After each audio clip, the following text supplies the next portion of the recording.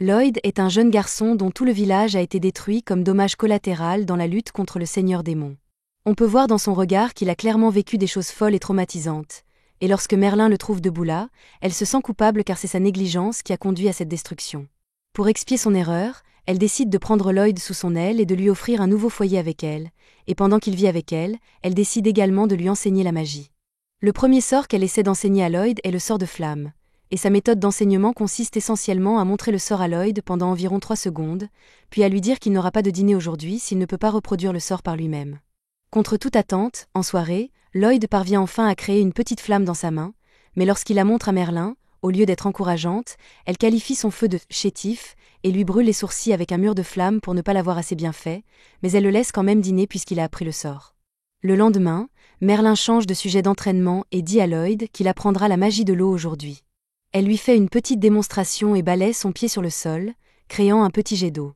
Elle demande ensuite à Lloyd de faire de même, mais après avoir essayé, tout ce qu'il réussit à faire est de rendre le sol un peu humide, et il semble assez fier de lui.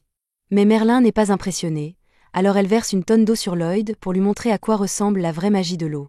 Avec le temps, l'entraînement de Lloyd se poursuit, lui faisant de son mieux pour apprendre les sorts et Merlin le punissant pour ne pas les avoir assez bien exécutés.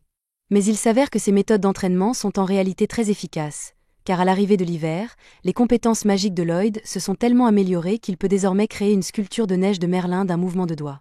C'était un geste attentionné, et Merlin l'apprécie, mais elle ne veut pas briser son personnage, alors elle prend le contrôle de la sculpture de neige et attrape Lloyd avec elle tout en la faisant grandir de 30 pieds pour lui montrer à quoi ressemble une vraie manipulation de la neige.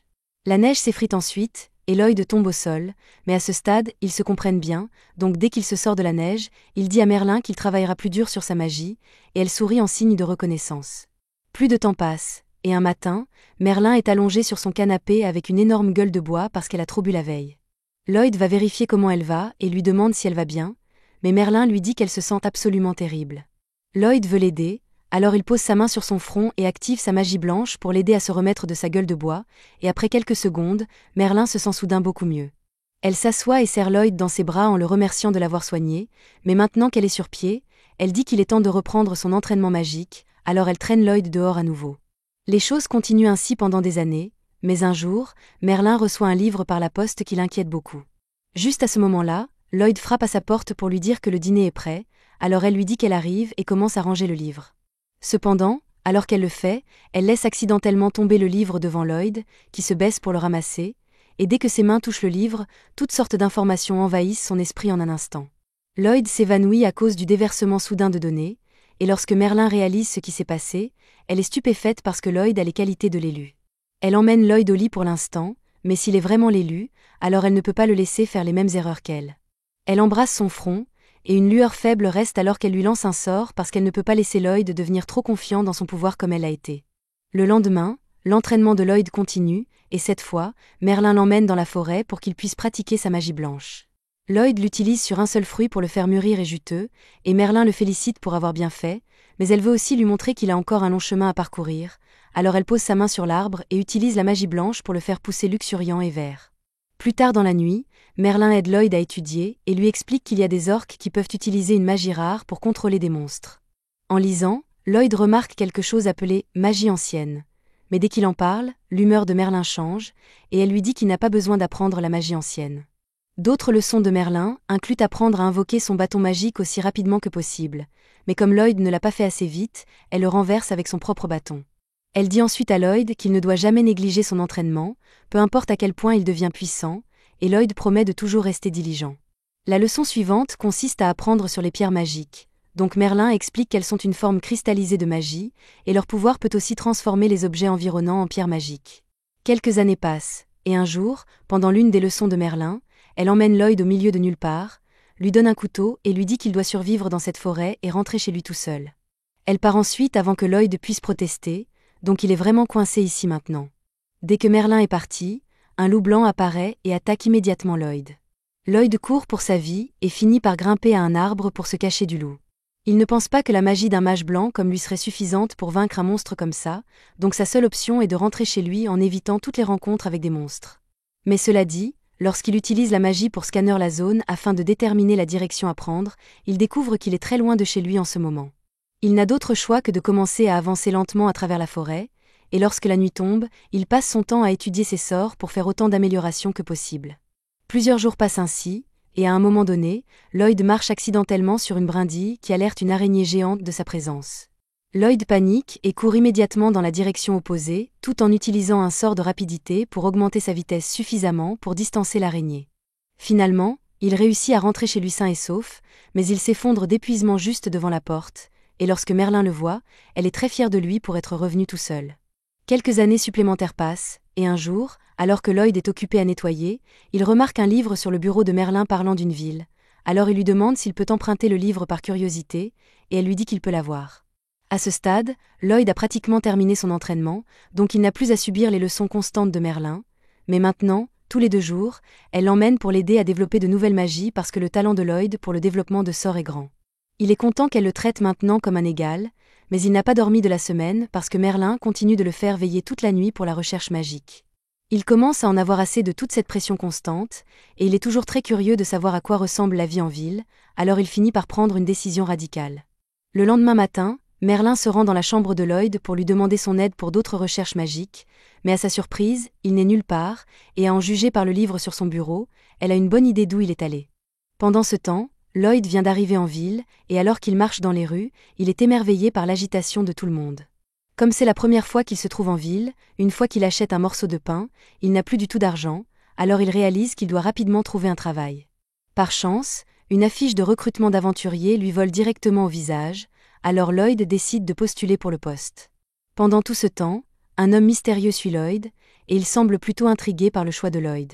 Après s'être inscrit pour rejoindre le groupe d'aventuriers, Lloyd se rend au sommet du château avec son nouveau groupe pour combattre un cyclope géant.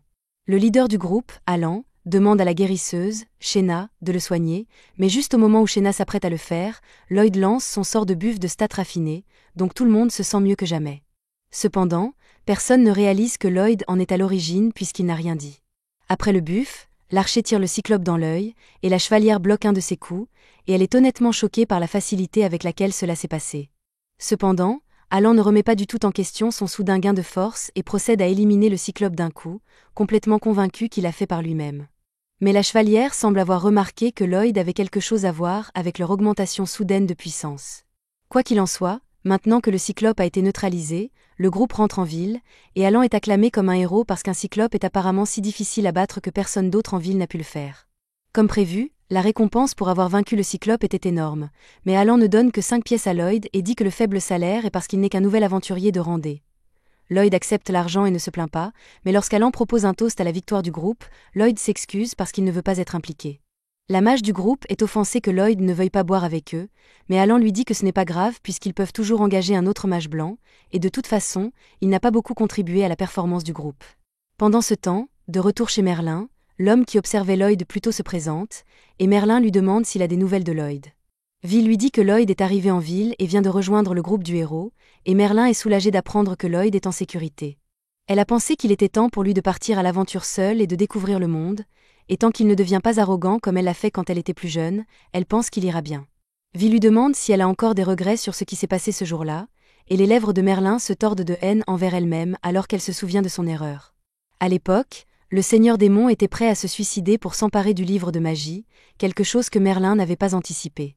En conséquence, tout un village a été anéanti, tuant tout le monde à proximité en un instant, y compris Merlin. Heureusement, son coéquipier, Sibyl, a pu utiliser une puissante magie ancienne pour ressusciter tous ceux qui sont morts dans l'explosion du Seigneur Démon, mais cela lui a coûté la vie, et Merlin s'en est blâmé depuis. Revenons aux aventures de Lloyd, il fait toujours partie du groupe du héros, et chaque fois qu'Alan ou les autres ont du mal en combat, il leur lance toujours des buffs pour faciliter leur bataille. Grâce à lui, ils ont un taux de victoire presque parfait, et tout le monde performe toujours au maximum, mais personne ne réalise à quel point Lloyd porte l'équipe. Plus tard dans la nuit, Rina lit sur la défense quand Alan entre dans sa chambre pour voir ce qu'elle fait. Elle lui dit qu'elle est juste curieuse parce que l'impact des attaques des monstres sur son bouclier n'a pas été aussi fort récemment, et elle ne comprend pas pourquoi. Alan admet qu'il s'est senti beaucoup plus fort récemment aussi, mais il suppose que c'est juste son talent naturel qui fonctionne. Cependant, Rina lui rappelle qu'il ne s'est pas beaucoup entraîné récemment, donc il n'y a aucune raison qu'il soit soudainement devenu plus fort. Pendant ce temps, dans la forêt cette nuit-là, un groupe de gardes termine sa patrouille nocturne quand, soudain, l'un d'eux crie de douleur. L'autre lève les yeux et voit ce golem géant debout devant lui, et à ce moment, il réalise qu'il va vraiment mourir à cause d'un travail au salaire minimum. Le lendemain matin, le capitaine des gardes rencontre Alan pour lui demander son aide. Il explique que les gardes en patrouille nocturne hier ont été tués de manière brutale. Alan accepte immédiatement la demande, puisqu'il pense qu'il devrait être assez facile de vaincre un golem. Plus tard dans la journée, ils se rendent sur le site de l'attaque, et grâce à la magie de pistage de Lloyd, ils parviennent à localiser le golem dans une grotte derrière la cascade. Comme Lloyd soutient toujours tout le monde, ils parviennent facilement à vaincre le golem, mais il y a un démon à proximité qui en crée un autre avec les roches du plafond. Lloyd regarde de plus près le démon et réalise qu'il utilise son bâton avec une pierre magique pour contrôler le golem, et les pierres magiques sont très dangereuses, donc il doit prendre les choses en main et agir rapidement avant que quelque chose ne tourne mal. Il lance un sort de buffle de précision et ordonne à Lulu de tirer une flèche sur le démon. Lulu est un peu surprise par l'ordre soudain de Lloyd, surtout puisque le démon se cache derrière un mur, mais elle le fait quand même, et sa flèche parvient d'une manière ou d'une autre à toucher. Lloyd ordonne ensuite à Mia de téléporter le bâton vers lui, et dès qu'elle le fait, Lloyd lance un sort pour sceller son pouvoir. Alan est énervé par le fait que Lloyd donne des ordres aux autres alors que c'est lui qui est censé être le leader, alors il essaie d'affirmer sa dominance en chargeant pour porter le coup final au golem. Lloyd ne veut pas le laisser mourir, alors il lance un sort de boost de vitesse sur lui-même et court pour pousser Alan hors de danger avant que le golem ne lui écrase la tête. Cependant, Alan ne reconnaît même pas le fait que Lloyd vient de lui sauver la vie et lui crie dessus pour s'être mis en travers de son chemin. Alan procède ensuite à achever le golem, et lorsque tout le monde rentre en ville, il vire Lloyd parce qu'il l'a énervé. Il l'accuse également de ne rien faire pour aider l'équipe, et à cause de toutes ces années où Merlin lui disait que ses compétences n'étaient pas assez bonnes, Lloyd croit naturellement que le problème vient de lui. Il accepte de quitter le groupe sans trop de protestations, et dans les jours qui suivent, il essaie de trouver un nouveau groupe à rejoindre, mais c'est vraiment difficile puisque la plupart des groupes sont déjà complets et les mages blancs ne sont pas très demandés. Cependant, par chance, une fille nommée Uoi a vraiment besoin d'un mage blanc, donc dès qu'elle trouve Lloyd, elle lui attrape la main et le supplie de rejoindre son groupe. Julie traîne Lloyd pour rencontrer les membres de son groupe, et ils sont surpris qu'elle soit revenue si vite. Ils supposent qu'elle n'a pas pu trouver un nouveau mage blanc pour leur groupe, puisque c'est pratiquement impossible d'en trouver un à si court préavis, mais à leur grande surprise, Julie pointe Lloyd et dit qu'il rejoindra leur groupe. Il y a juste un problème avec ça, cependant, Julie a traîné Lloyd ici sans rien lui expliquer, donc il n'a jamais accepté de rejoindre leur groupe en premier lieu. Les autres avaient le sentiment que c'était trop beau pour être vrai, alors ils disent à Julie qu'ils devraient simplement abandonner la quête qu'ils devaient entreprendre puisqu'ils ne peuvent pas la gérer sans un mage blanc, et il n'y a aucune garantie que Lloyd soit assez fort pour remplacer Clum de toute façon. Tout le monde semble d'accord pour dire que prendre la quête dans leur état actuel est trop risqué, mais Julie ne veut pas décevoir leurs clients parce qu'elle a vraiment besoin d'aide. Lloyd ne connaît pas tous les détails ici, mais il peut dire que la quête est importante, alors il demande s'il ne pourrait pas simplement laisser un autre groupe s'en occuper. Cependant, ils lui disent qu'il n'y a personne d'autre disponible pour le faire. La quête est de difficulté rang A, donc seuls les groupes de rang A et plus sont autorisés à l'accepter, mais tous les groupes de rang A dans la capitale sont déjà partis sur d'autres missions, donc personne n'est disponible. Le groupe de Julie est de rang S, donc ils remplissent les conditions pour la mission, mais puisque leur mage blanc habituel est parti, ils devraient trouver un remplaçant. Malheureusement, selon les règles de la guilde, les groupes ne peuvent travailler qu'avec des personnes enregistrées comme membres officiels, donc ils ne peuvent pas simplement emprunter un mage blanc à un autre groupe, et en trouver un qui n'est pas affilié à si court préavis est pratiquement impossible. Lloyd aimerait les aider, mais il pense sincèrement qu'il n'est pas assez fort pour être utile à un groupe de rang S cependant. Avant qu'ils ne puissent dire quoi que ce soit, Julie affirme que tout ira bien tant qu'ils auront Lloyd dans leur équipe. Ils finissent par emmener Lloyd dans un champ parce qu'ils doivent évaluer ses capacités avant qu'il ne puisse rejoindre leur groupe, mais encore une fois, Lloyd n'a jamais vraiment accepté tout ça. Ils l'emmènent dans le champ, et Julie demande à Lloyd de leur faire une démonstration de son pouvoir, mais il s'inquiète que ses capacités seront probablement décevantes pour eux puisqu'ils sont de rang S, tout comme son maître. Daga dit à Julie que ce n'est pas juste de mettre Lloyd sur la sellette comme ça et de lui demander de montrer son pouvoir, mais si elle veut faire un test, elle devrait au moins préciser quel sort elle veut qu'il utilise. Daga a raison. Alors Julie dit à Lloyd qu'il doit lancer de la magie d'enchantement sur eux tous, mais Lloyd est choqué parce que ça semble bien trop facile pour être un test de groupe de rang S juste pour confirmer. Il lui demande si elle veut vraiment qu'il lance de la magie d'amélioration sur tout le monde ici, et Julie lui dit qu'il a raison, mais elle veut qu'il la lance sur eux tous en même temps. Cela confond encore plus Lloyd parce qu'il a lancé de la magie d'amélioration sur plusieurs cibles plusieurs fois, et c'est à peine une gêne pour lui, alors comment quelque chose comme ça pourrait être un test ? Au début, il pense qu'il doit y avoir une exigence cachée qu'ils ne lui disent pas, mais non. Tout ce qu'ils veulent, c'est que Lloyd lance de la magie d'amélioration sur eux, et pour être honnête, ils pensent que quelque chose comme ça pourrait être trop difficile pour lui. Il demande à Lloyd s'il peut le faire, et Lloyd dit qu'il peut, mais il ne comprend toujours pas vraiment pourquoi le test est si facile. Il invoque son bâton et procède à lancer la magie d'amélioration, mais Julie est plus concentrée sur le fait qu'il vient d'invoquer un bâton de nulle part. Elle demande à Lloyd où il l'a eu, alors il explique que c'était juste de la magie de stockage basique, donc ce n'est pas un gros problème. Plus important, il veut savoir ce que Julie pense de la magie d'amélioration qu'il a lancée sur elle.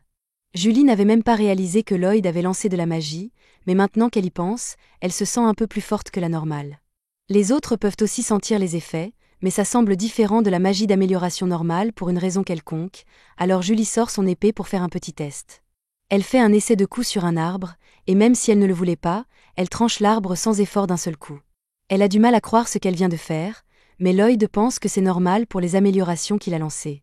Julie et les autres s'attendaient seulement à ce qu'il lance des améliorations de force, mais ils pensaient que c'était trop facile, alors il a aussi lancé des améliorations de défense, vitesse, mana et vitalité sur eux. Les autres sont dans une incrédulité totale après avoir vu ce dont Lloyd est capable, alors ils restent là un instant et le fixent. Lloyd interprète mal leur silence comme de la déception, alors il suppose qu'il a dû faire une erreur quelque part. Il s'excuse de leur faire perdre leur temps puisqu'ils ne veulent évidemment pas d'un mage blanc comme lui dans leur groupe, mais avant qu'ils ne partent, Julie le rappelle parce qu'elle ne peut pas laisser partir quelqu'un d'aussi talentueux que lui. Elle veut aussi en savoir plus sur Lloyd, alors elle lui pose quelques questions, et elle finit par découvrir que Lloyd faisait partie du groupe du héros auparavant. Julie pense que c'est vraiment important puisque le groupe du héros est bien connu dans tout le royaume, mais Lloyd dit qu'il a été renvoyé pour apparemment manquer de puissance, donc il ne pense pas avoir été très utile pour eux. Daga et les autres disent à Lloyd que ça n'a pas de sens puisqu'ils n'ont jamais vu quelqu'un lancer autant de types de magie d'amélioration en même temps auparavant, mais Lloyd est convaincu qu'il y a forcément des gens dans ce monde qui sont plus forts que lui. Il dit à Julie et aux autres qu'il ferait mieux de simplement faire revenir leur ancien mage blanc, mais ce n'est pas vraiment une option pour le groupe de Julie parce que Klum, la mage blanche du groupe, a une petite sœur qui est vraiment malade. Jusqu'à récemment, Klum s'occupait de sa sœur tous les jours tout en aventurant, mais ça l'a beaucoup épuisée, à tel point qu'elle n'arrive pas à se concentrer sur le champ de bataille, c'est pourquoi elle a fini par arrêter. Ils savent tous que Klum n'a arrêté que parce qu'elle ne voulait pas être un poids pour eux, et ils ne veulent pas la voir partir, mais ils doivent respecter sa décision. C'est pourquoi ils cherchaient un mage blanc de remplacement pour la remplacer. Normalement, ils font juste des quêtes sans mage blanc, mais les quêtes de rang A sont particulièrement difficiles à gérer sans un guérisseur dédié. Lloyd peut voir que tout le monde tient beaucoup à Klum, et il aimerait les aider s'il peut, alors il leur demande de quoi la sœur de Klum est malade. Julie ne sait pas grand-chose à ce sujet, mais elle sait que c'est une maladie qui transforme le corps de la sœur de Klum en magistone. Lloyd se souvient avoir lu que les magistones transforment aussi d'autres choses en magistone, et depuis, il essaie de trouver un moyen d'inverser le processus, donc il pense pouvoir aider. Il demande à Julie de le conduire à la maison de Klum, et peu après, ils arrivent chez elle. Klum est surprise de voir Julie et un étranger ici, mais elle les laisse entrer pour discuter. Lloyd s'excuse d'avance parce que ce qu'il va demander pourrait être impoli, mais il veut connaître tous les détails sur comment la sœur de Klum est tombée malade. Klum ne voit pas de problème à lui raconter ce qui s'est passé, alors elle explique qu'elle et sa sœur Sylvie avaient l'habitude d'aventurer ensemble tout le temps, mais pendant une quête particulière, Sylvie a été blessée, et elle est inconsciente depuis. Julie demande si c'est un monstre qui a blessé Sylvie, mais honnêtement, Klum n'a aucune idée de ce qui s'est réellement passé parce que Sylvie s'était déjà effondrée au moment où elle a été retrouvée. Lloyd demande quels symptômes Sylvie subit, mais Klum pense que ce serait beaucoup plus rapide de lui montrer ce qui s'est passé. Elle conduit Julie et Lloyd à la porte de la chambre de Sylvie, mais elle les prévient de se préparer parce qu'ils pourraient ne pas être prêts pour ce qu'ils vont voir. Dès que Klum ouvre la porte, Lloyd et Julie sont frappés par une vague de mana désagréable, et tout ça vient de Sylvie.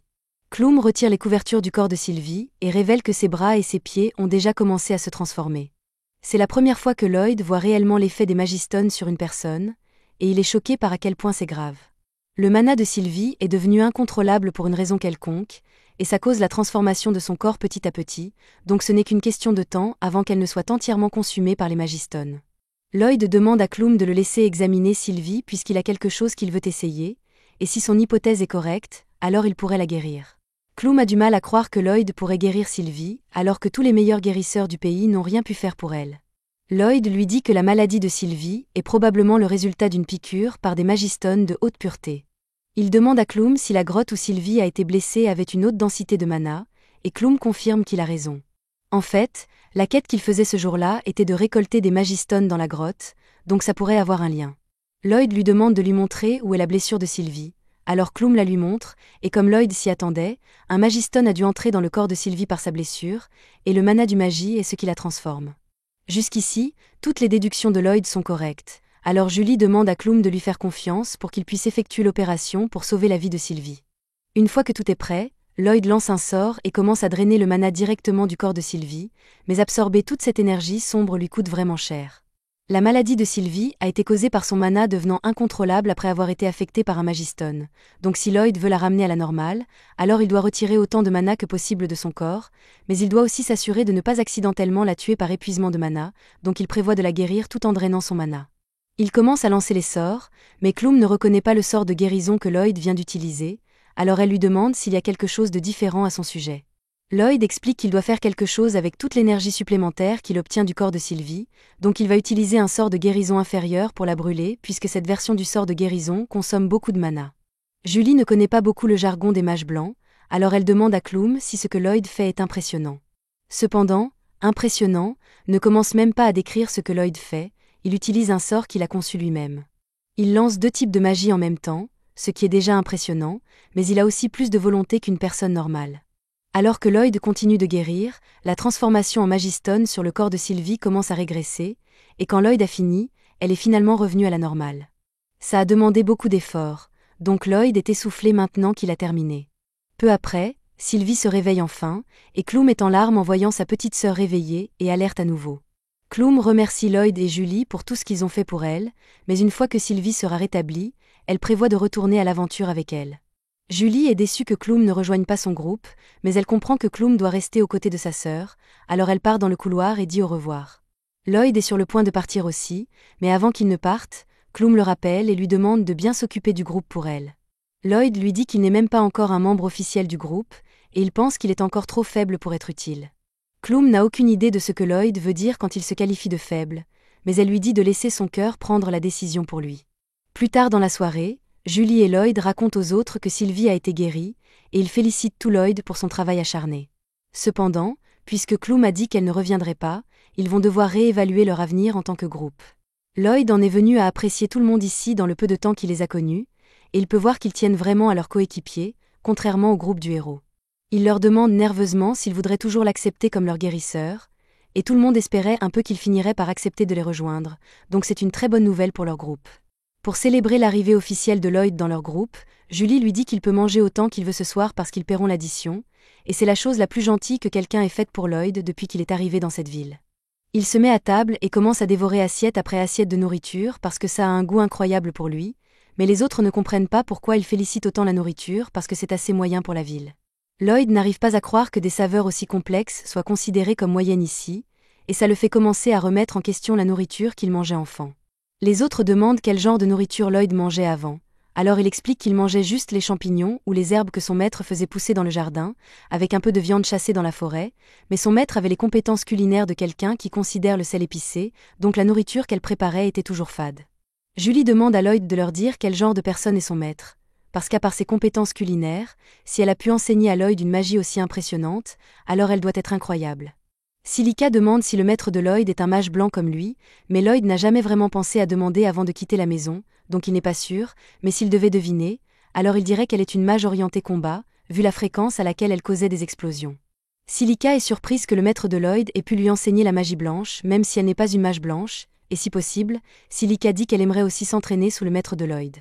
Mais Lloyd l'arrête immédiatement, et dit qu'elle a bien mieux à faire que de rencontrer son maître. Après toute la douleur qu'il a dû subir pendant l'entraînement de Merlin, il ne souhaiterait pas un tel tourment même à son pire ennemi, mais ça ne veut pas dire qu'il n'aime pas son maître. Elle était stricte avec ses leçons, mais elle était aussi très gentille avec lui, donc il sait qu'elle tient à lui. Après leur repas de célébration, Julie rappelle à tout le monde qu'ils doivent encore élaborer une stratégie pour leur mission, mais avant ça, ils devraient probablement expliquer les détails de la quête à Lloyd. Julie sort l'avis de quête, et Daga explique que leur mission est de s'occuper d'une meute de monstres qui ont récemment saccagé des fermes dans la région. Les locaux ne sont pas capables de chasser les monstres par eux-mêmes, et apparemment, il y a plusieurs espèces différentes de monstres voyageant ensemble, ce qui est pratiquement inédit.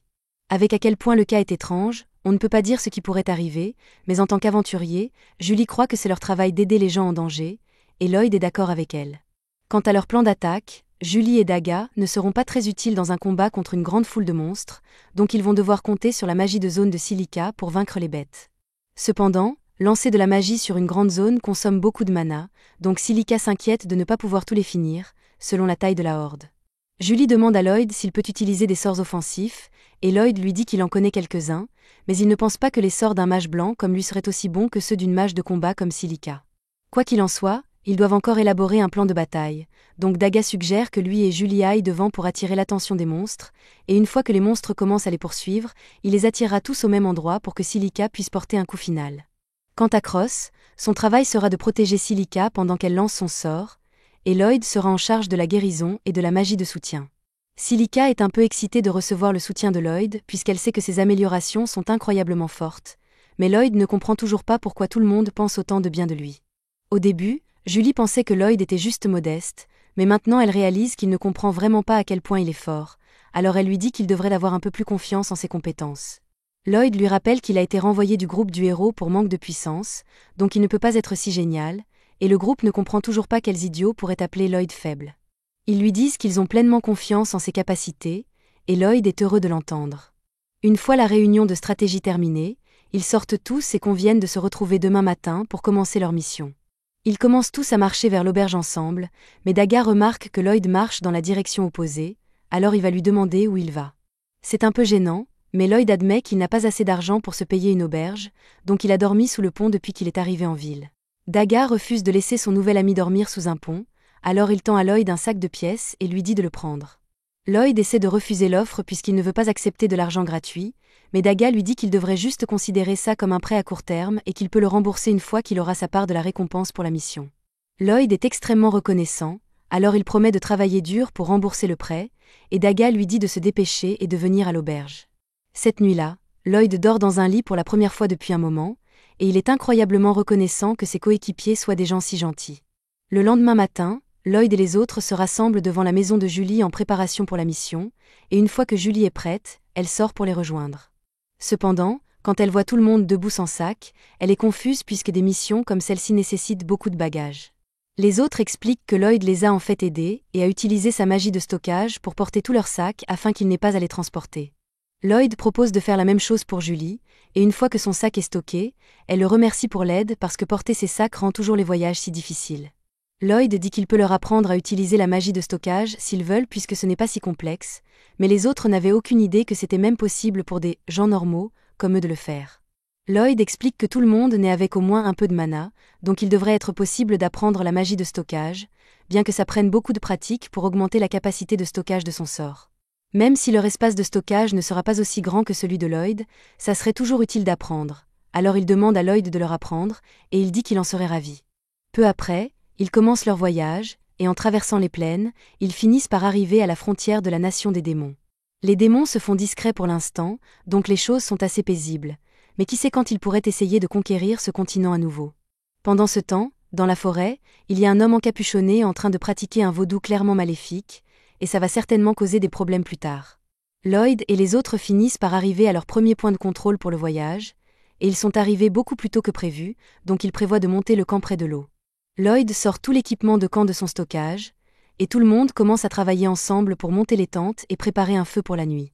Ça prend un moment, et quand ils ont fini, Julie est tout en sueur à cause du travail difficile. Elle demande à Daga si elle peut aller se baigner dans la rivière maintenant, mais Daga dit qu'il reste encore beaucoup de travail parce que Julie doit ramasser le bois pour le dîner de ce soir. Cependant, Lloyd dit qu'il est prêt à ramasser le bois pour Julie, alors elle le remercie et attrape Silica et l'emmène pour qu'elle puisse se baigner ensemble. Peu après, Lloyd est dans la forêt en train de ramasser du bois sec, et une fois qu'il en a assez, il se prépare à retourner au camp. Mais juste à ce moment, il entend un cri venant de l'eau à proximité. Julie et Silica se baignaient, comme elle avait dit, mais elles ne s'attendaient pas à tomber sur un basilic dans l'eau ici. Pour empirer les choses, elles sont actuellement sans armes, donc si Lloyd ne fait rien rapidement, elles vont se faire manger. Il glisse le long de la falaise et lance une petite boule de feu pour attirer l'attention du monstre, et pendant qu'il est distrait, il dit à Julie et Silica de nager vers la rive. Il sort ensuite leurs armes du stockage et les leur lance, tout en lançant simultanément de la magie de renforcement sur elles. Et maintenant qu'elles sont prêtes à combattre, Julie saute et tranche une des têtes du basilic d'un seul coup. Silica crie alors à Lloyd et Julie de se mettre à couvert parce qu'elle s'apprête à lancer une boule de feu, alors ils sautent tous les deux sur le côté, et Silica lance une explosion qui incinère le reste du basilic d'un seul coup. Silica est choquée par la puissance de feu qu'elle vient de produire puisqu'elle n'a jamais pu faire ça avant, et Lloyd a oublié de mentionner qu'il lui avait lancé un sort d'amélioration plus tôt, donc Silica n'a aucune idée de ce qui s'est passé. Aussi, à un moment donné, La serviette de Julie tombe de son corps juste devant Lloyd, mais elle préfère ne pas en parler. De retour au camp, pour se changer les idées, Lloyd décide de commencer à apprendre à tout le monde à utiliser la magie de stockage, et il leur dit essentiellement qu'ils doivent utiliser leurs mains pour ouvrir un trou dans l'espace afin de stocker leurs affaires. Ce n'est pas du tout aussi facile que Lloyd l'a fait paraître, mais ils décident d'essayer quand même. Sans surprise, aucun d'eux n'arrive à le faire fonctionner, et Lloyd pense que c'est parce qu'il est un mauvais professeur, mais Dagal assure que ses explications étaient parfaites. Ça va juste prendre un moment pour qu'ils comprennent puisqu'ils sont débutants. C'est alors que Silica a une idée brillante d'incanter « stockage ». Et quand elle le fait, son espace de stockage s'ouvre réellement, donc les autres réalisent leur erreur. Ils ont essayé de lancer le sort en silence puisque c'est ce que Lloyd fait toujours, mais ils ne sont pas Lloyd. Ils essaient tous de le faire avec des incantations cette fois, et finalement, ils arrivent tous à faire fonctionner leurs espaces de stockage, bien qu'ils aient encore besoin d'un peu de pratique. Plus tard dans la nuit, après que tout le monde a dîné, Lloyd est assis près du feu quand Julie vient lui parler. Elle dit à Lloyd qu'elle veut le remercier d'avoir rejoint le groupe, mais Lloyd dit que ce n'est pas nécessaire puisqu'il cherchait un groupe à rejoindre de toute façon. Julie se sent encore un peu coupable parce qu'elle l'a un peu forcé, mais Lloyd sait qu'elle n'était insistante que parce qu'elle avait hâte de terminer cette quête. En parlant de ça, Lloyd lui demande pourquoi elle est si personnellement investie dans cette quête parce qu'il trouve ça étrange qu'elle n'ait aucun lien avec la zone attaquée. Julie explique que ça lui rappelle sa ville natale parce que quand elle était enfant, son village a été attaqué par des monstres. Elle était la seule survivante de l'incident, et ça lui a laissé un traumatisme à vie, donc elle ne peut pas rester les bras croisés pendant que la même chose arrive à un autre village. Juste à ce moment, Lloyd entend un bruit étrange à proximité, alors il dit à Julie d'aller réveiller les autres parce qu'ils doivent bouger. Quelques instants plus tard, un grand groupe d'araignées de taille moyenne traverse la forêt, et au début, le groupe réussit à rester caché pour éviter une confrontation. Mais ensuite, Julie marche accidentellement sur une brindille, alertant toutes les araignées de leur présence. Ils sortent tous leurs armes et se préparent à combattre, mais presque immédiatement, une des araignées arrive à s'emparer de la baguette de Silica et la jette dans un arbre pour qu'elle ne puisse plus lancer de sort d'attaque. La situation devient sérieuse, donc Lloyd prend les commandes et dit à tout le monde qu'il a un plan. D'abord, il lance de la magie d'amélioration sur tout le monde pour les renforcer et envoie Julie retenir les araignées. Ensuite, il demande à Cross d'aller récupérer la baguette de Silica dans l'arbre. Une fois la baguette de retour dans les mains de Silica, Lloyd dit à Silica et Cross de combiner leurs attaques pour finir les araignées. Le plan de Lloyd a parfaitement fonctionné, et il est content que tout le monde soit en sécurité, mais il s'inquiète d'avoir peut-être outrepassé ses limites en criant des ordres comme ça.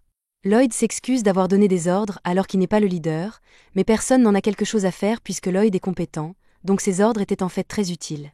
Et pour être honnête, ils apprécieraient qu'ils prennent le commandement la prochaine fois qu'ils se retrouvent dans une situation comme celle-là. Le lendemain matin, tout le monde plie son équipement de camp, et après avoir tout rangé, ils se préparent à continuer leur voyage.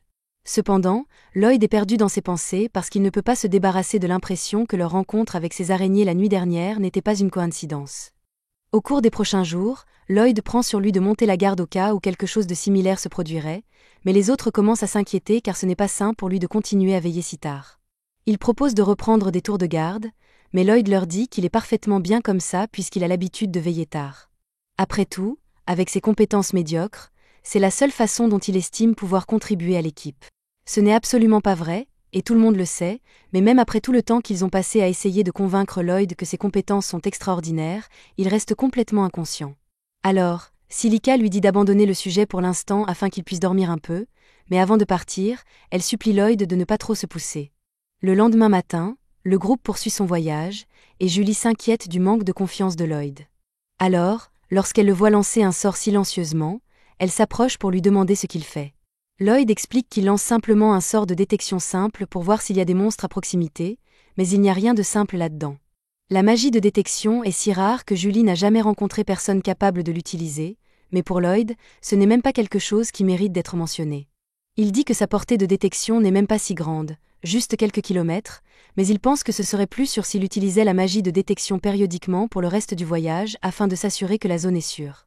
Julie convient que l'utilisation de la magie de détection rendrait leur voyage beaucoup plus sûr, mais elle craint que faire utiliser à Lloyd quelque chose d'aussi impressionnant que la magie de détection si fréquemment ne soit un peu trop lourd pour lui. Elle demande s'il y a quelque chose qu'elle peut faire pour l'aider, mais Lloyd lui dit qu'il peut s'en occuper seul, donc son aide n'est pas nécessaire. Plus tard dans la nuit, Lloyd reste éveillé pour monter la garde à nouveau, et pendant qu'ils sont dans leur tente, Julie et Silica commencent à se demander si Lloyd ne leur fait pas confiance ou quelque chose du genre. Elle sait que Lloyd est très capable, Mais jusqu'à présent, il a refusé de compter sur aucun de ses coéquipiers, même s'ils sont censés être des compagnons. Silica ne pense pas que ce soit vraiment quelque chose qui doit inquiéter, car il est naturel que les gens prennent un certain temps à s'habituer à leurs coéquipiers. En fait, lorsque l'équipe s'est formée, Julie et Silica se parlaient à peine, mais avec le temps, leur lien s'est renforcé et elles sont devenues de grandes amies. Le cas de Lloyd est un peu différent puisqu'il semble penser qu'il est faible pour une raison quelconque, alors il essaie désespérément de se prouver même si ce n'est pas le cas. Il y a probablement une raison pour laquelle il agit comme il le fait, et elle est sûre que Lloyd finira par s'ouvrir à eux s'il lui donne assez de temps.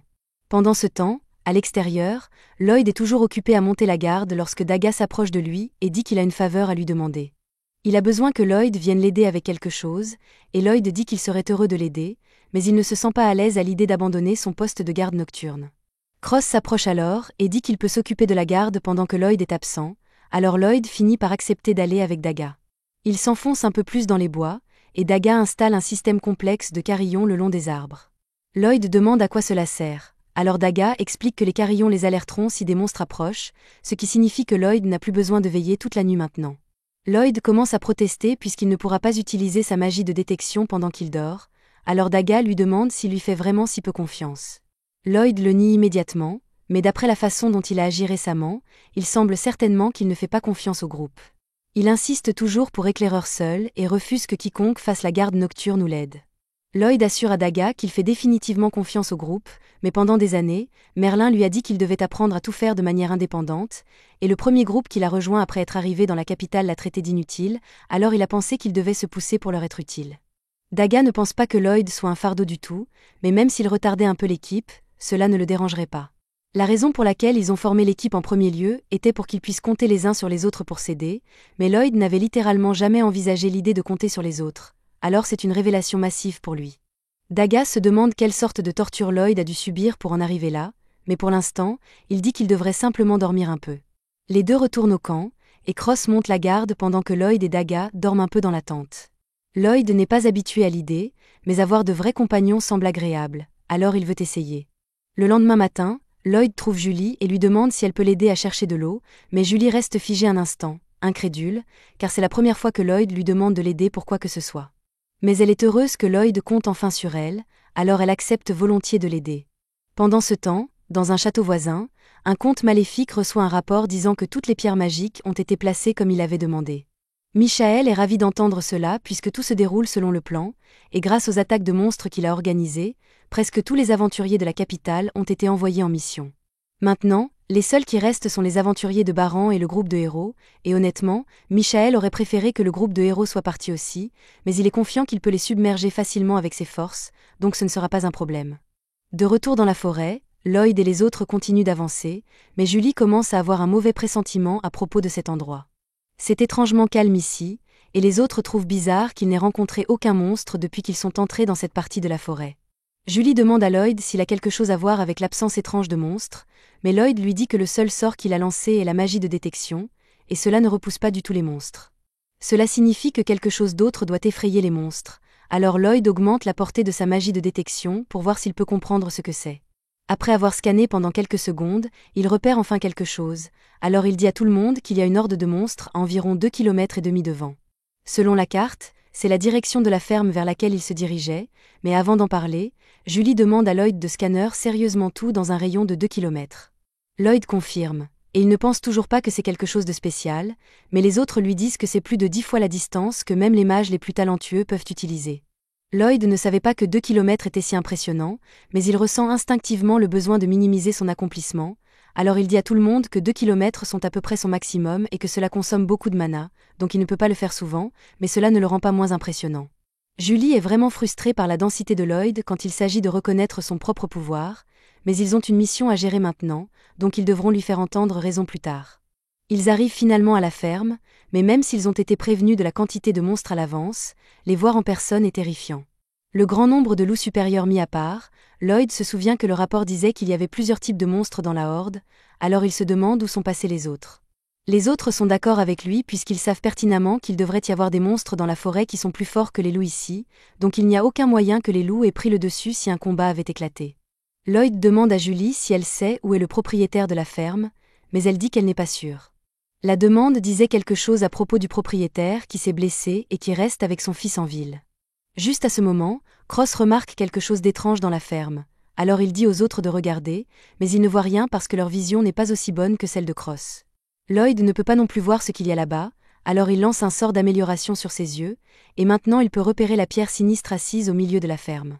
Il lance également le sort de vision amélioré sur les autres, et ils sont tous d'accord pour dire que la pierre semble être une mauvaise nouvelle, mais d'après ce que Lloyd peut dire, il pense que cela pourrait être de la magie de minerai. Merlin lui a dit un jour que la magie de minerai est capable de contrôler les monstres, donc quelqu'un doit utiliser cette pierre magique pour tous les attirer ici.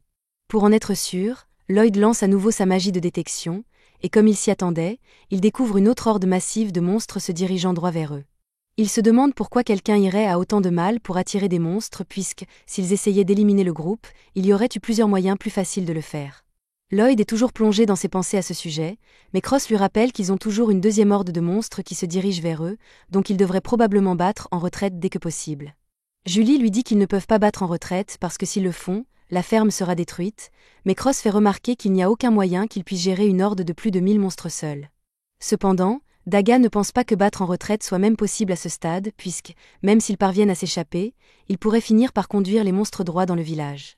Aucun d'eux n'est sûr de ce qu'ils devraient faire, mais Lloyd dit qu'il pense qu'il devrait rester et se battre parce qu'il a un plan. D'abord, il dit qu'il va devoir se débarrasser de cette pierre magique, alors il demande à Cross s'il pense pouvoir la toucher d'ici.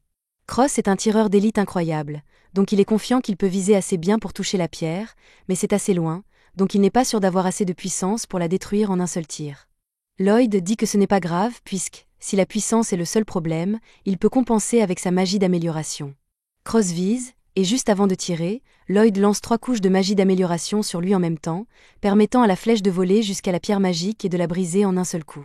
Cross est étonné d'avoir réussi le tir, alors il demande à Lloyd ce qu'il a fait, et Lloyd explique qu'il a simplement lancé une magie d'amélioration sur Cross, son arc et sa flèche en même temps pour donner autant de force que possible au tir. Si ce n'était pas déjà clair, ce n'est pas quelque chose que les gens sont normalement capables de faire, mais Lloyd est aussi inconscient que jamais, donc il ne pense pas que ce soit quelque chose qui mérite des éloges. Quoi qu'il en soit, maintenant que le cristal magique a été détruit, tous les monstres commencent à s'attaquer les uns les autres parce qu'ils ne sont plus sous contrôle mental. Et même s'ils ne s'éliminent pas complètement, Lloyd pense que cela devrait réduire considérablement leur nombre. Quant à l'autre horde, Lloyd espérait un peu qu'ils arrêteraient de charger une fois le cristal détruit, mais il n'a pas eu cette chance. Tout le monde se met en position alors qu'ils attendent l'arrivée des monstres, et ils commencent à perdre courage lorsqu'ils voient le nombre impressionnant de monstres qui se dirigent vers eux, mais Lloyd leur dit qu'ils doivent attendre que les monstres se rapprochent avant d'attaquer. Juste au moment où les monstres sont sur le point d'atteindre Silica, Lloyd donne le signal. Alors elle lance immédiatement son sort de tempête de feu, et c'est beaucoup plus efficace qu'elle ne le pensait car il vaporise littéralement les monstres devant ses yeux. Les autres savent qu'il n'y a aucun moyen que le sort de Silica fasse cela normalement, alors ils demandent à Lloyd ce qu'il a fait, et il leur dit qu'il a simplement lancé une amélioration de mana et réduit la consommation de mana de Silica pour rendre ses sorts plus efficaces. Maintenant que la première étape est terminée, Lloyd court vers Cross pour préparer la partie suivante. Il établit un lien mental avec lui, ce que Lloyd peut apparemment faire, au fait, et en utilisant la magie spatiale, il transmet les positions de tous les monstres volants à Cross pour qu'il puisse les abattre à travers l'épaisse fumée. Bientôt, tous les monstres volants ont été éliminés, donc il est temps pour la phase finale du plan de Lloyd. Il court vers Silica et lui demande si elle a fini de s'occuper de tous les monstres terrestres. Elle dit qu'elle les a tous tués, mais elle est presque à court de mana, donc elle ne peut pas faire grand-chose à ce stade. Lloyd lui dit qu'il n'y a pas lieu de s'inquiéter et lui demande de lui tenir la main. Silica n'a aucune idée de ce à quoi Lloyd pense, mais elle fait ce qu'il dit, et dès que leurs mains se touchent, Lloyd commence à lui transférer du mana. Silica utilise ensuite ce mana pour lancer un sort afin de créer des nuages d'orage au-dessus de la forêt pour éteindre les feux, mais une fois que c'est fait, elle s'effondre car elle a officiellement utilisé toute sa magie. Lloyd est également épuisé, mais même si Julie et les autres le félicitent pour avoir pratiquement porté l'équipe sur son dos tout au long de l'opération, la seule chose qui lui traverse l'esprit est son insuffisance pour être fatigué après la subjugation de 1000 monstres. Il est toujours soulagé qu'ils aient accompli leur quête, mais quelque chose ne semble pas correct ici, et si son intuition est bonne, alors ils viennent tous d'être dupés. Plus Lloyd y pense, plus toute cette mission ressemble à un piège soigneusement orchestré, et si c'était vraiment un piège, alors le but devait être d'attirer les aventuriers de haut rang loin de la capitale. Lloyd pense que cela signifie que quelqu'un a prévu de compromettre les défenses de la ville pour pouvoir l'attaquer sans trop de résistance, mais les autres lui rappellent que le groupe du héros et les chevaliers sont toujours présents à Ishtar, donc ce n'est pas comme si la ville était complètement sans défense. Cela dit, si l'avertissement vient de Lloyd, ils savent qu'il vaut mieux ne pas l'ignorer, Alors pour plus de sécurité, Julie suggère qu'ils retournent tous en ville pour s'assurer que tout va bien là-bas. Lloyd est d'accord avec elle, alors sans dire un mot, il lance Speed Boost sur tout le monde et commence à courir vers la ville. Les autres voient Lloyd filer à toute vitesse, et ils ne comprennent pas comment elle se déplace si vite, mais ils commencent ensuite à se déplacer aussi vite que lui, alors ils réalisent qu'il a dû faire quelque chose. Ils lui demandent une explication, alors Lloyd leur dit qu'il a simplement augmenté la vitesse de tout le monde pour qu'ils puissent retourner en ville plus rapidement, et ils apprécient tout cela, mais Lloyd pourrait annoncer ses sorts un peu plus souvent pour que ses contributions ne passent pas inaperçues. Pendant que Lloyd et les autres se précipitent vers la ville, le comte est assis à son bureau avec un verre de ce que j'espère être du vin rouge lorsque le général Grist entre. Grist demande au comte comment se déroule le plan, et le comte explique qu'il est presque prêt pour l'attaque, et que tout cela est grâce à cette fille que Grist a kidnappée, car elle a été extrêmement utile. En fait, le comte a beaucoup de choses qu'il veut tester sur elle, et il aura tout le temps nécessaire pour le faire une fois que la ville d'Ishtar sera tombée. Grist a l'impression que le comte prépare quelque chose de vraiment malsain, mais il décide de ne pas poser de questions car le comte était autrefois le bras droit du seigneur démon, donc ses compétences ne sont pas à remettre en question. Pendant ce temps, la fille est enfermée dans le donjon du comte, et de temps en temps, il lui apporte des potions magiques et procède à la récolte de sa magie pour créer ces cristaux magiques qui attirent les bêtes qu'il utilise, et cela s'est déjà produit tellement de fois que la fille a perdu la volonté de se battre. De retour avec le groupe de Lloyd, ils viennent de traverser un grand champ herbeux et sont sur le point de retourner en ville en un rien de temps, mais Silica commence à s'inquiéter pour la santé de Lloyd car cela doit être vraiment difficile de maintenir un sort de vitesse aussi longtemps. Lloyd ne comprend pas de quoi elle parle, car une fois qu'on s'y habitue, on peut réduire considérablement la consommation de mana des sorts d'amélioration, donc cela lui coûte à peine. Les autres lui demandent ce qu'il veut dire par « s'y habituer ». Alors Lloyd explique que lorsqu'il était plus jeune, Merlin l'a abandonné au milieu de la forêt et l'a laissé là jusqu'à ce qu'il puisse retrouver son chemin seul. Bien sûr, en tant que mage blanc, Lloyd ne pouvait pas vaincre les monstres seul, donc tout ce qu'il pouvait faire était de lancer des sorts de soutien sur lui-même et de fuir pour survivre. En conséquence, il a essayé toutes sortes de magies constamment avant de finalement rentrer chez lui. Les autres sont choqués par ce que Lloyd a dû traverser, mais il dit qu'il est sûr que c'est juste une routine d'entraînement courante, donc ce n'est rien de spécial. Julie et Silica marquent une pause après ce que Lloyd vient de dire, et elles sont surprises de devoir lui dire cela, mais les tuteurs légaux n'abandonnent généralement pas leurs enfants dans les bois pour qu'ils se débrouillent seuls. Elles essaient d'être aussi claires que possible, mais Lloyd interprète cela comme signifiant que les enfants normaux doivent subir bien pire pour s'entraîner, et il prend cela comme une preuve que ses compétences doivent être inadéquates. Une fois que tout le monde a fini de se reposer, Lloyd lance à nouveau le sort d'amélioration sur eux, et ils continuent leur course pour retourner en ville. Mais en chemin, Lloyd s'arrête soudainement net, faisant tomber tout le monde. Ils demandent tous à Lloyd pourquoi il s'est arrêté si brusquement, alors il explique qu'il vient de sentir quelque chose devant lui avec son scan, et il n'est pas sûr de ce que c'est. Silica demande si c'est un monstre, mais Lloyd ne pense pas que ce soit le cas. Si c'est quelque chose, c'est plus comme un chasseur à la recherche de sa proie, mais Lloyd ne peut pas en être sûr sans le voir de près, alors il dit aux autres de continuer sans lui pendant qu'il vérifie. Julie s'y oppose immédiatement car Lloyd n'a aucune idée de ce dans quoi il s'engage, et s'il finit par devoir affronter quelque chose de dangereux, il ne pourrait pas faire grand-chose seul. Lloyd admet qu'elle a raison, et tout le monde renchérit en disant qu'ils sont tous membres du groupe, donc il est naturel qu'ils enquêtent ensemble, et Lloyd apprécie le fait qu'ils se soucient autant de sa sécurité. Lloyd les conduit tous à la source de la perturbation, et maintenant qu'il est plus près, il peut affirmer avec certitude qu'il y a des démons dans cette maison. Lorsque Julie entend Lloyd mentionner des démons, elle lui demande s'il est sûr, car les démons ne se trouvent généralement que dans la mégacrasie. Les démons tentent de conquérir ce continent depuis des lustres, mais pour l'instant, ils devraient être interdits d'entrer dans les 3 grandes nations du continent. Les autres regardent Lloyd avec un air perplexe, car tout ce qui vient d'être dit est de notoriété publique, mais il agit comme s'il l'entendait pour la première fois. Lloyd est un peu gêné de mentionner cela, mais il admet qu'il n'a aucun souvenir de son enfance. En fait, son premier souvenir remonte au jour où Merlin l'a recueilli, et à ce moment-là, la guerre était déjà terminée. Quoi qu'il en soit, s'il y a vraiment des démons ici, Daga pense qu'il devrait aller le signaler au chevalier de la ville dès que possible, et Lloyd est d'accord, mais avant cela, il aimerait recueillir un peu plus d'informations. Les autres lui disent qu'il serait trop risqué de s'approcher davantage maintenant, et Lloyd est conscient des dangers, mais le mana qu'il sent provenir de cette maison est similaire au mana du cristal magique qui a attiré tous ces monstres, donc il est logique que les démons à l'intérieur soient liés au cerveau derrière le complot pour attaquer la ville. Si c'est le cas, alors Lloyd pense que recueillir plus d'informations vaut le risque, et Julie est d'accord avec lui, alors elle convainc les autres que c'est leur devoir en tant qu'aventuriers de protéger les gens, et les démons constituent certainement une menace pour les gens. De plus, s'ils ont de la chance, ils pourraient peut-être empêcher l'attaque sur Ishtar s'ils arrêtent les démons ici, alors autant essayer. Cependant, lorsqu'ils s'approchent de la fenêtre de la maison et regardent à l'intérieur, ils sont choqués de constater qu'elle est complètement vide. Lloyd fait un autre scan pour être sûr de l'emplacement, et il se rend compte que les démons sont sous terre, et ils ont l'air de préparer quelque chose de mauvais. Alors il demande à Silica si elle peut utiliser la magie de terre, car c'est la seule façon pour eux de descendre là-bas.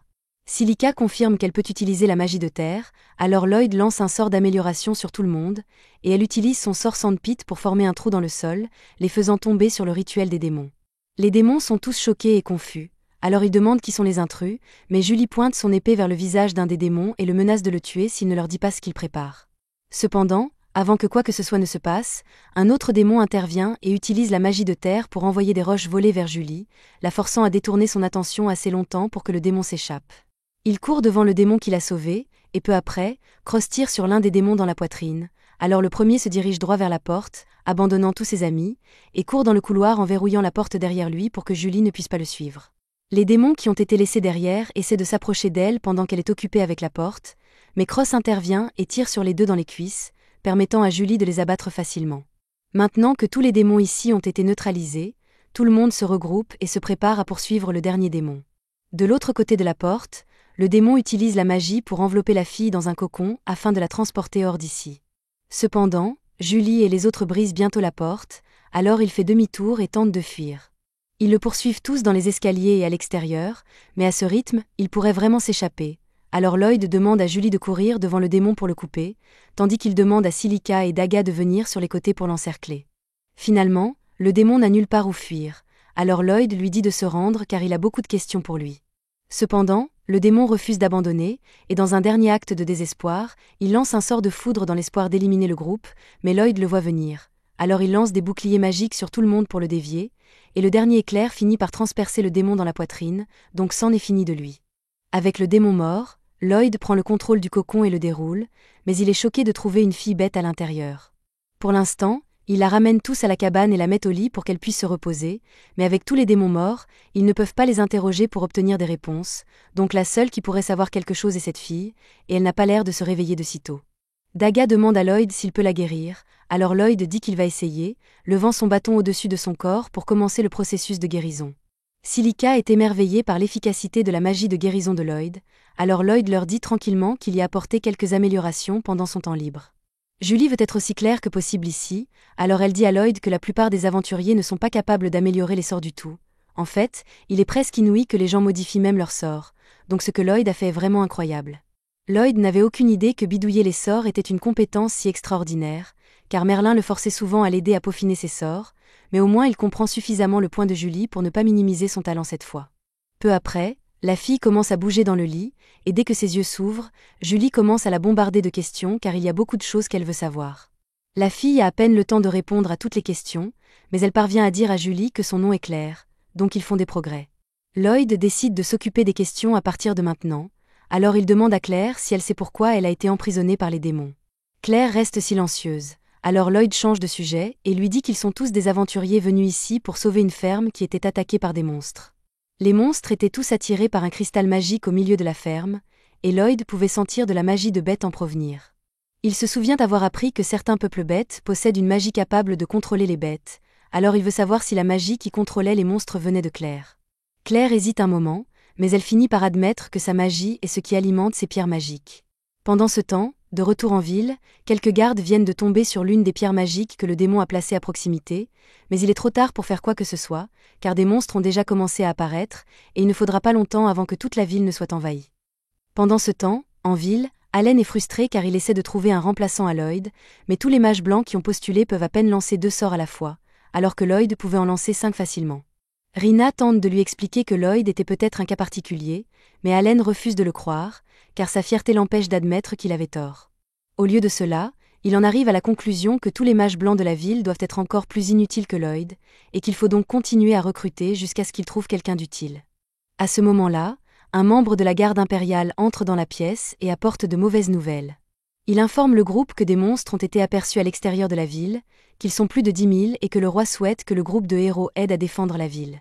Allen pense toujours que lui et son groupe sont les plus forts qui soient, il accepte donc la mission sans trop y réfléchir. Voyant à quel point Allen est détendu face à la situation, le garde pousse un soupir de soulagement, car il doit vraiment savoir ce qu'il fait, mais attention, spoiler, il n'a absolument aucune idée de ce qu'il fait. Une fois le garde parti, Shayna demande à Allen s'il est sûr de lui, car 10 000 monstres, c'est beaucoup pour eux seuls, mais Allen ne s'en inquiète pas. Il est beaucoup plus préoccupé par la gloire qu'il gagnera une fois qu'il aura rempli la demande royale, s'imposant comme la personne la plus forte de tout le royaume. Mais rien qu'en l'écoutant parler, les autres peuvent déjà deviner que cela ne se terminera pas bien pour eux. Pendant ce temps, dans la forêt, Lloyd et Claire viennent de localiser la deuxième vague de monstres. Si ces monstres venaient à rejoindre ceux qui convergent déjà vers Ishtar, la ville n'aurait aucune chance de survivre. Lloyd dit à Claire qu'il doit faire quelque chose pour se débarrasser des monstres, mais elle semble un peu inquiète et lui demande s'il existe un moyen d'arrêter la horde sans tuer les monstres. Même si les démons la contrôlaient, c'est tout de même son pouvoir qui a attiré tous ces monstres ici, elle se sent donc en partie responsable. Lloyd comprend que Claire se soucie des monstres, alors il promet de trouver un plan pour sauver la ville et réduire au minimum les pertes parmi les monstres. Mais pour cela, il aura besoin de son aide, alors il lui demande si elle peut utiliser sa magie pour renvoyer les monstres dans leur habitat naturel. Claire répond que c'est possible, mais qu'elle n'est pas sûre d'y parvenir avec un groupe aussi important réuni au même endroit. Lloyd lui demande si cela changerait quelque chose s'il utilisait sa magie de soutien pour renforcer ses capacités. Claire n'est pas sûre que cela fonctionnera, mais elle est prête à essayer. Elle tente d'utiliser sa magie pour communiquer avec les monstres, mais avant qu'elle ne puisse activer le sort, celui-ci est interrompu par quelque chose dans la forêt, et elle ne pourra rien faire tant qu'ils n'auront pas trouvé la cause de cette interférence. Pendant ce temps, à la guilde, Allen a convoqué une réunion avec tous les aventuriers restés dans la ville, mais il est déçu par la faiblesse de chacun. Shena lui explique que tous les groupes de rang A et supérieur ont été envoyés en mission, et que seuls ceux de rang B et inférieur sont restés, ce qui n'est certes pas idéal, mais qu'il ne devrait pas les insulter ainsi. Allen traite les aventuriers de rang B comme de simples pions jetables, et ceux-ci commencent à se mettre vraiment en colère. Mais avant que les choses ne s'enveniment, le directeur de la guilde intervient et demande à tout le monde de se calmer. Ils sont là pour combattre les monstres, pas pour se battre entre eux, ils n'ont donc pas le temps de se disputer ainsi. Allen accepte de cesser de manquer de respect aux autres aventuriers, et comme ils ont besoin d'un plan d'attaque, il se lève et annonce qu'il veut que tous les mages lancent leurs sorts d'attaque les plus puissants au début de la bataille pour éliminer 10 monstres chacun, et pendant que les mages récupèrent leur mana, Allen et le reste des combattants se précipiteront pour gagner du temps. Il a l'intention de répéter le cycle autant de fois que nécessaire jusqu'à ce que tous les monstres aient été vaincus, et en théorie, ce n'est pas une mauvaise stratégie, mais les aventuriers disent à Allen qu'ils n'ont pas la puissance de feu nécessaire pour y parvenir. Au mieux, leurs sorts les plus puissants ne suffiraient qu'à éliminer un seul monstre, il est donc impossible qu'ils puissent tuer 10 monstres chacun. Allen commence à les traiter tous d'incompétents, mais Mia prend alors la parole et dit qu'elle non plus ne serait pas capable d'y arriver. Allen lui demande de quoi elle parle. Alors elle explique qu'il y a quelque temps, la puissance de ses sorts a soudainement diminué et qu'elle n'a plus été capable d'utiliser la magie aussi efficacement depuis. Et elle n'est pas la seule dans ce cas, Shena, Lulu et Rina ont toutes remarqué une baisse considérable de leur puissance, et tout a commencé le lendemain du départ de Lloyd. Allen les accuse toutes de lui avoir menti au sujet de leurs compétences, mais Rina lui répond que personne ne lui a jamais menti. En fait, la même chose devrait lui arriver aussi, et s'il s'était consacré ne serait-ce qu'un peu à son entraînement, il aurait peut-être compris qu'il était devenu plus faible, mais il était trop occupé à se prélasser dans la gloire d'être un héros. Elle lui dit sans détour qu'il ne mérite pas son titre, et tout cela a été dit devant tous les aventuriers de Baran, alors Allen est embarrassée et tente de prouver sa force en frappant Rina de toutes ses forces. Cependant, elle arrête sans effort son coup de poing avec sa paume, et si c'était moi, je raccrocherais mon épée et deviendrais fermier sur le champ, car je ne suis clairement pas fait pour ça. Et toute la guilde a vu la scène, donc il est impossible qu'Allen puisse jamais rétablir sa réputation, surtout après avoir passé la dernière demi-heure à traiter tout le monde ici de faible. Il s'enfuit de la guilde, embarrassé, et les aventuriers se demandent tous comment quelqu'un comme lui a pu devenir un héros. Ils ne peuvent clairement pas compter sur lui pour les sauver, alors ils se demandent tout ce qu'ils doivent faire, car les monstres ne tarderont pas à attaquer. Ils commencent à envisager d'abandonner la ville, mais Rina dit à tout le monde de se calmer, car elle est toujours prête à rester et à se battre. Les aventuriers sont rassurés de savoir qu'une personne aussi compétente que Rina est toujours à leur côté, mais Rina ne peut nier que la situation est vraiment mauvaise. Elle demande donc en premier lieu à tout le monde s'ils ont vu récemment un homme nommé Lloyd. Pendant que Rina est occupée à le chercher, Lloyd est toujours dans la forêt avec Claire, et ils viennent de trouver un cristal magique caché dans les bois. Cet objet est identique à ceux que Lloyd a déjà vus, et l'énergie sombre qui s'en dégage est probablement ce qui interfère avec le sort de Claire. À moins de le détruire, elle ne pourra pas reprendre le contrôle des monstres. Cependant, c'est plus facile à dire qu'à faire, car il y en a au moins une douzaine disséminés dans toute la forêt, et les trouver va être très difficile. Lloyd reconnaît que fouiller toute la forêt prendrait une éternité, alors il demande à Claire si elle peut sentir l'emplacement des cristaux, puisqu'ils utilisent son pouvoir. Elle confirme qu'elle peut sentir l'énergie du cristal tant qu'elle est suffisamment proche, mais la forêt est trop grande pour qu'elle puisse détecter efficacement l'emplacement des cristaux. Lloyd lui dit que ce n'est pas un problème, car il a un plan parfait en tête. Avant même que Claire ait le temps de poser des questions, Lloyd lui a déjà lancé un sort de partage et d'amélioration sensorielle, ce qui lui permet désormais de sentir tous les cristaux magiques de la forêt, et leur emplacement exact est directement transmis à l'esprit de Lloyd. Il jette ensuite un sort d'invisibilité sur lui-même et Claire, afin qu'il puisse se déplacer dans la forêt sans être détecté par les monstres, et Claire reste sans voix car il vient de faire tout cela sans verser une seule goutte de sueur. Quoi qu'il en soit, ils parviennent tous deux à se faufiler entre les monstres, et Claire commence à dissiper la magie noire et les cristaux. Pendant ce temps, dans la ville, tous les aventuriers se sont rassemblés à l'extérieur des murs et se préparent au combat, mais ils sont tous encore assez inquiets. Plus tôt, Rina leur a expliqué que Lloyd était la personne derrière le succès du groupe de héros, et qu'il était la seule raison pour laquelle ils avaient pu aller aussi loin. Si Lloyd était vraiment si important, les autres aventuriers lui demandent pourquoi il a été expulsé du groupe de héros, et elle admet que c'était à cause de leur manque de vision. Le titre de héros leur est monté à la tête. Alors quand ils obtenaient de bons résultats au combat, ils pensaient toujours que c'était grâce à leur propre force, ignorant complètement les efforts que Lloyd déployait pour soutenir l'équipe. Elle leur dit que leur seul espoir est de demander de l'aide à Lloyd, mais le responsable de la guilde lui répond que Lloyd n'est pas en ville pour le moment. Peu après avoir été expulsé du groupe des héros, il a rejoint un groupe de rang S et parti en mission pour vaincre des monstres. Le voyage pour s'y rendre prendrait plusieurs jours pour une personne normale. Mais Rina suppose à juste titre que Lloyd serait capable d'accélérer le temps de trajet grâce à sa magie de soutien. Avec un peu de chance, il serait donc peut-être en train de revenir en ce moment même. Ils n'ont pas vraiment d'autre choix, alors Rina annonce à tout le monde qu'ils vont tout miser sur le retour de Lloyd à temps pour les sauver. Ils font tous confiance au jugement de Rina, mais ils ne peuvent s'empêcher d'éprouver un sentiment de fatalité lorsqu'ils voient à quoi ils sont confrontés. Le plan de Rina consiste à demander aux archers de tirer une première salve pour réduire le nombre de monstres. Puis, une fois que ceux-ci auront pénétré dans les tranchées qu'ils ont creusées, les porteurs de boucliers s'aligneront pour les tenir à distance pendant que l'équipe de mages les attaquera avec toute la magie dont ils disposent. Ce ne sera pas facile, mais grâce à cette stratégie, ils devraient pouvoir tenir bon jusqu'à ce que Lloyd et son groupe reviennent. Plus tard dans la nuit, Julie et les autres se rapprochent d'Ishtar, et heureusement, l'accélération de Lloyd est toujours effective. Il devrait donc pouvoir continuer à courir après une petite pause. Pendant ce temps, Lloyd et Claire viennent de trouver la dernière pierre magique cachée dans la forêt, et une fois qu'ils l'ont désactivée, tous les monstres redeviennent normaux. Malheureusement, les monstres présents dans la zone sont des loups géants et des panthères sanguinaires, et ces deux groupes ont une rivalité ancestrale, donc dès qu'ils redeviennent normaux, ils commencent à se battre entre eux. Au milieu du conflit, l'un des monstres heurte Claire, et cette perturbation soudaine dissipe le sort d'invisibilité que Lloyd avait jeté sur elle, si bien que tous les monstres tournent leur attention vers elle. Claire est tellement paralysée par la peur qu'elle en oublie que son pouvoir lui permet littéralement de contrôler les monstres, et elle est sur le point d'être dévorée vivante, mais heureusement, Lloyd vient à son secours et attire l'attention de tous les monstres pour la sauver. La situation dans la ville n'est guère meilleure, car même s'ils ont réussi à repousser les monstres jusqu'à présent, cela fait maintenant des heures qu'ils sont à pied d'œuvre et les gens commencent à être épuisés, si bien que les monstres parviennent peu à peu à briser leur formation. À ce rythme, cela ne tiendra plus très longtemps, mais alors que la situation commence à sembler désespérée, une énorme boule de feu est lancée à travers le champ de bataille lorsque Julie et les autres arrivent enfin. Pendant ce temps, Lloyd fait de son mieux pour esquiver les attaques des monstres, mais c'est à peu près tout ce qu'il peut faire dans ces circonstances. Claire est impressionnée par la rapidité avec laquelle Lloyd se déplace, mais elle ne comprend pas pourquoi il n'attaque pas les monstres, car elle est certaine qu'une personne aussi puissante que lui serait capable de vaincre des monstres comme ceux-ci. Elle se souvient alors que Lloyd a promis de limiter au maximum les pertes humaines pour elle, ce qui explique probablement pourquoi il refuse d'attaquer les monstres. Elle ne veut pas que Lloyd souffre à cause d'elle, alors elle commence à utiliser ses pouvoirs et chante une chanson qui calme tous les monstres et les fait retourner dans la forêt. Lloyd regrette qu'elle n'ait pas fait cela plus tôt, mais il est tout de même impressionné, alors il demande à Claire ce qu'elle a fait. Elle lui répond qu'elle a simplement utilisé ses pouvoirs pour demander poliment aux monstres de retourner dans la forêt, et qu'ils l'ont écoutée.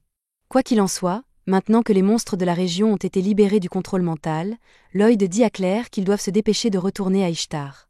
À Ishtar, la bataille contre les monstres est toujours aussi intense. Même avec l'aide du groupe de Julie, ils n'ont pas réussi à faire une brèche dans la horde, et ils sont à court d'armes et de mana. Il semble donc que ce soit vraiment la fin. Rina exhorte tout le monde à ne pas abandonner, car elle est convaincue qu'ils finiront par trouver un moyen de gagner, mais les lignes de front ont déjà été percées et les blessés se multiplient. Ils parviennent à tenir jusqu'au matin, mais à ce moment-là, toutes leurs défenses ont été complètement détruites, et le responsable de la guilde craint que ce soit la fin de la ville d'Ishtar. Cependant, avant que la ville ne soit envahie, ils entendent tous la voix de quelqu'un qui chante depuis la falaise près de la forêt. Il s'agit de Claire, dont la chanson est amplifiée par la magie de Lloyd. Grâce à leurs efforts, tous les monstres de la région cessent d'attaquer et retournent dans la forêt, et la ville n'est plus envahie. Une fois tous les monstres partis, Claire cesse enfin de chanter et s'évanouit presque d'épuisement, mais Lloyd l'aide à rester debout.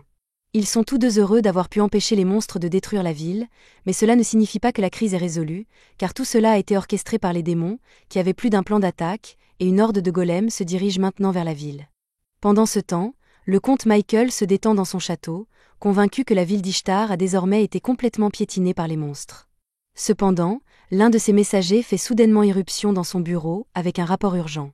Au début, Michael pense que le rapport est là pour lui annoncer qu'Ishtar a été conquise, mais à sa grande consternation, le messager l'informe que les monstres ont soudainement cessé leur attaque et se sont dispersés dans la forêt, à l'exception du golem, qui n'a pas pu entendre la chanson de Claire pour une raison quelconque. Lloyd suppose que les démons doivent intervenir d'une manière ou d'une autre, mais à ce rythme, les golems vont causer beaucoup de dégâts. Lloyd lance donc son sort d'accélération sur Claire et lui dit qu'ils doivent courir rapidement vers la ville. Alors qu'ils passent devant les golems, ils sont repérés, et Lloyd dit à Claire de reculer pour éviter les coups des golems.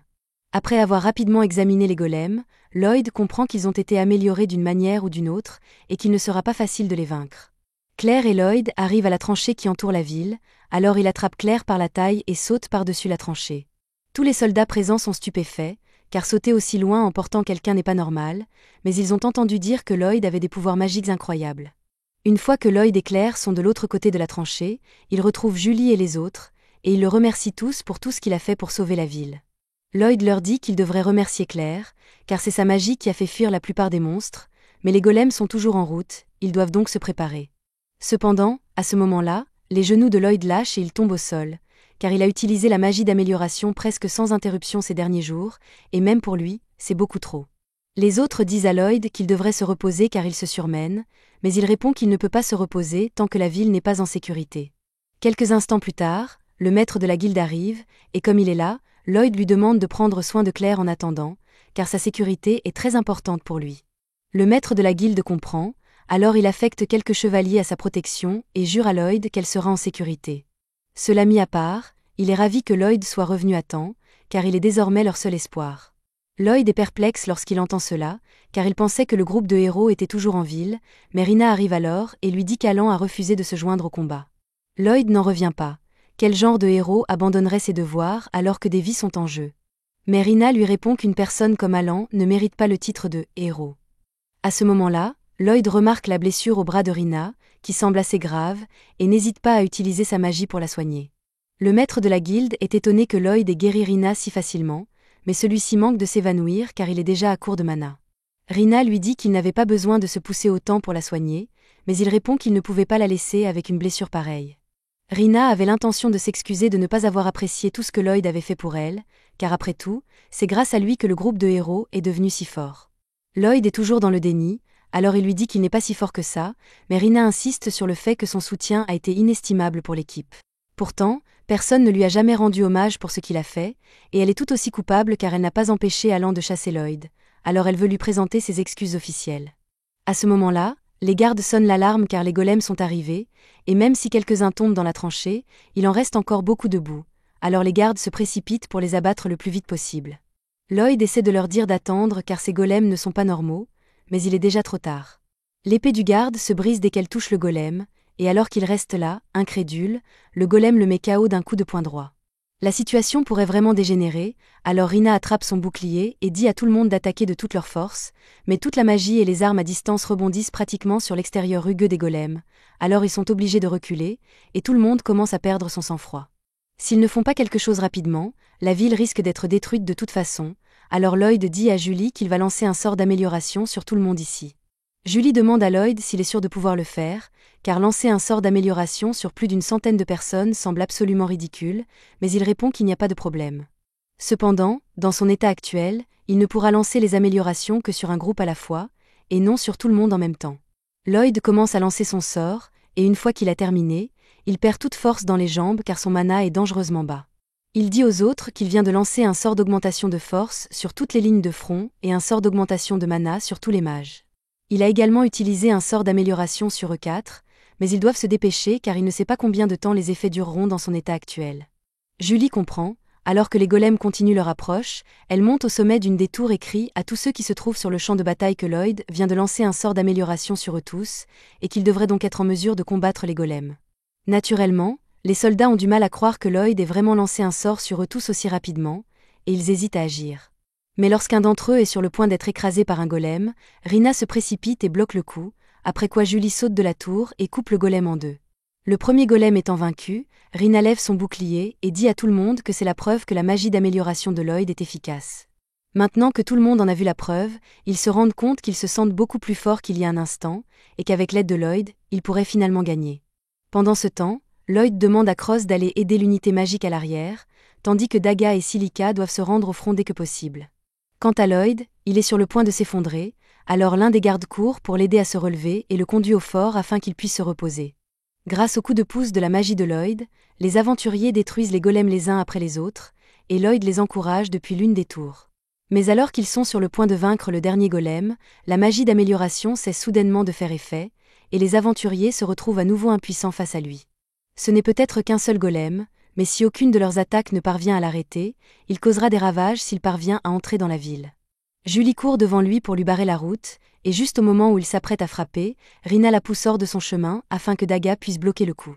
Cependant, ils ne pourront pas le retenir longtemps comme ça, et Lloyd sait qu'il doit faire quelque chose pour aider. Ses réserves de mana sont presque épuisées à ce stade, mais il parvient tant bien que mal à rassembler suffisamment d'énergie pour renforcer l'épée de Julie. Julie comprend ce que Lloyd a fait, alors elle demande à Daga et Rina de la couvrir un instant. Les deux lèvent leur bouclier tandis que Julie saisit son épée, et juste au moment où il bloque le coup de poing du golem, Julie en profite pour courir sur son bras et lui trancher la tête. La ville d'Ishtar est ainsi sauvée, et Lloyd pousse un soupir de soulagement, car il peut enfin se reposer. Au château de Michael, le général fait irruption, car il vient d'apprendre que la fille bête qu'ils avaient capturée pour leur plan s'est échappée, et il veut une explication. Cependant, dès que Michael a réalisé que l'attaque avait échoué, il a su que le général serait furieux, alors il a fait ses valises et s'est enfui. Le général est fou de rage, et après avoir saccagé le bureau de Michael, il décide de tuer la personne qui a interféré avec ses plans. Pendant ce temps, dans la ville, Lloyd se réveille dans une auberge, et peu après, Julie vient voir comment il va. Elle est contente de le voir réveillé, car il était tellement épuisé qu'il a dormi toute la journée. La première chose que fait Lloyd est de s'excuser, car il se reproche de ne pas être assez fort, mais Julie en a assez de le voir se sous-estimer, alors elle lui dit de la suivre, car il a quelque chose qu'il doit voir. Elle conduit Lloyd jusqu'à la porte d'entrée et lorsqu'elle l'ouvre, Lloyd voit une foule immense rassemblée dehors, qui l'attend. Il panique et referme la porte, car il n'a jamais vu une foule aussi nombreuse l'appeler auparavant. Julie lui dit qu'ils sont là uniquement pour remercier leur sauveur et qu'il est impoli de leur claquer la porte au nez, alors il devrait sortir et les saluer comme il se doit.